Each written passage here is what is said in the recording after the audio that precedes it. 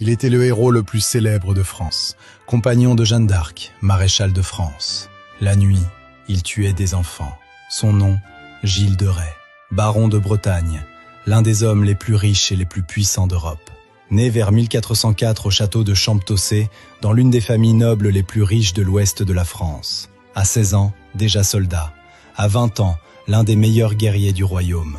En avril 1429, il rejoint Jeanne d'Arc avec sa propre armée. Il combat à ses côtés lors de la levée du siège d'Orléans. Il l'accompagne à Reims pour le sacre de Charles VII. Le roi le nomme maréchal de France, à 25 ans. Après la capture et l'exécution de Jeanne d'Arc en 1431, Gilles se retire dans ses châteaux. Quelque chose en lui a changé. Il dépense sa fortune en fêtes et en spectacles. En quelques années, il dilapide l'une des plus grandes fortunes de France. Et dans l'obscurité de ses châteaux, il commence à faire disparaître des enfants, des garçons, des paysans, que personne ne recherche. Ses crimes commencent vers 1432 au château de Champtocé, puis à Machecoul. Ses serviteurs recrutaient les enfants sous prétexte de leur trouver du travail. Ils ne revenaient jamais. Il faisait appel à des clercs pour tenter d'invoquer des démons.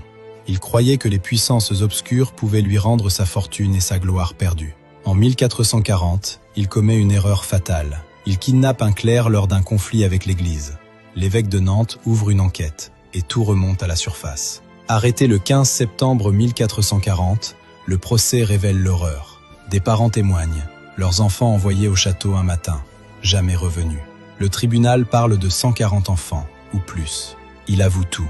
Devant le tribunal ecclésiastique et civil, il pleure, il demande pardon à ses victimes, aux parents des victimes, et à Dieu.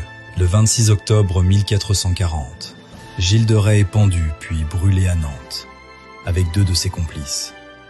La foule en larmes prie pour son âme, le compagnon de Jeanne d'Arc, le maréchal de France, le premier tueur en série de l'histoire, mort à 35 ans, en demandant pardon.